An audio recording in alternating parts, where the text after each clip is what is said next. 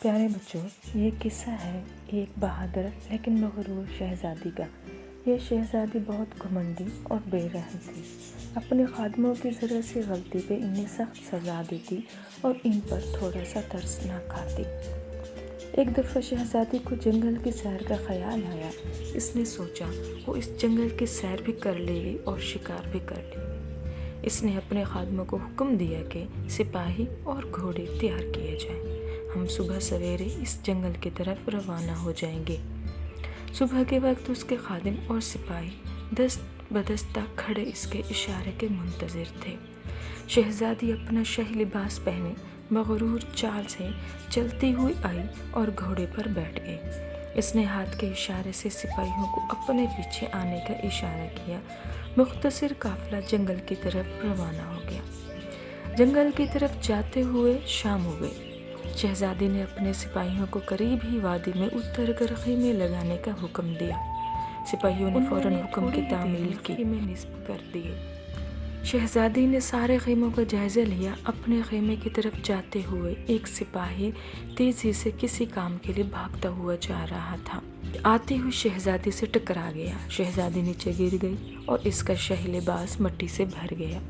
شہزادی نے غصے سے سپاہی کو تھپڑ لگا دیا اور باقی سپاہیوں کو حکم دیا کہ اس کو رات بھر بھوکا رکھا جائے اور رات کے اندھیرے میں باہر بٹھایا جائے۔ شہزادی حکم دے کر اپنے خیمے میں چلی گئی، یہ جانے بغیر کہ وہ پتھروں کی اوٹ میں ایک بھالو جادوگر بیٹھا یہ ساری کارروائی دیکھ رہا تھا۔ وہ ایک رحم دل جادوگر تھا۔ اس نے مغرور شہزادی کو سبق سکھانے کا فیصلہ کیا۔ جیسے ہی تھوڑی رات بیتی، بھالو جادوگر خاموشی سے شہزادی کے خیمے میں آ گیا۔ اس کے ہاتھ میں ایک گلاب کا خوبصورت پھول تھا۔ اس نے کچھ پڑھا اور شہزادی پر پھونک مار دی۔ شہزادی آہستہ آہستہ چھوٹی ہوتی گئی اور بالآخر گلاب کے اندر سما گئی۔ بھالو نے اس گلاب کو ہاتھ میں لیا اور خاموشی سے پودے کے اوپر آ کر بیٹھ گیا۔ اس سارے کام میں کسی کو کانوں کان خبر بھی نہ ہوئی۔ بیچارہ سپاہی پوری رات سردی میں بھوکا بیٹھا رہا۔ صبح ہوتے ہی سارے سپاہی تیزی سے اپنے کام سمیٹنے لگے تاکہ جنگل کی طرف سفر جاری رکھ سکیں۔ جب وہ شہزادی کے لیے شاہی ناشتہ لے کر پہنچے تو پتہ چلا کہ شہزادی غائب ہے۔ پوری وادی میں بھونچال آ جاتا ہے۔ سارے سپاہی ایک ایک کر کے ساری چیزوں کو چھان مارتے ہیں، لیکن شہزادی کا کچھ پتہ نہیں چلتا۔ وہ کئی دفعہ اس پودے کے قریب سے بھی گزرے لیکن پھول کی پتیوں میں جھانک کر نہ دیکھ سکے، کیونکہ شہزادی اتنی چھوٹی ہو گئی تھی ان کو پہچان بھی نہ پائے۔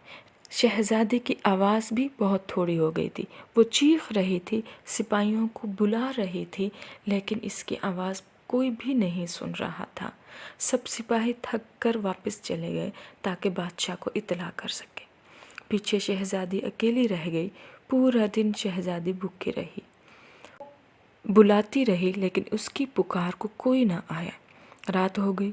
پوری رات شہزادی سردی میں بھوکی بیٹھی رہی لیکن اس کی سننے والا کوئی بھی نہ تھا۔ بھالو جادوگر سکون اور اطمینان سے اپنا کھانا کھاتا رہا۔ شہزادی کو وہ سپاہی یاد آیا جس کو پوری رات اس کے حکم پر سردی میں بھوکا رکھا گیا تھا۔ بھالو جادوگر نے شہزادی کو 3 دن اور 3 راتیں بھوکا پیاسا رکھا۔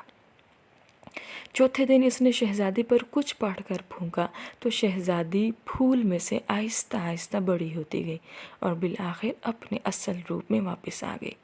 شہزادی کو سارا ماجرا سمجھ میں آ گیا۔ وہ اپنی مغروری اور گھمنڈ پر شرمندہ تھی۔ اس نے بھالو جادوگر سے وعدہ کیا کہ وہ آئندہ کسی پر ظلم نہیں کرے گی، اپنی رعایا اور غریبوں کا خیال رکھے گی۔ بھالو جادوگر مسکرایا، اس کا مقصد پورا ہو چکا تھا۔ بھالو جادوگر مسکرایا، اس کا مقصد پورا ہو چکا تھا۔ اس نے شہزادی کو گھوڑا دیا تاکہ وہ اپنے محل میں جا سکے۔ پیارے بچوں، کسی پر بھی ظلم اور ناانصافی نہیں کرنی چاہیے، ورنہ بھالو جادوگر ہمارے پاس بھی آ سکتا ہے۔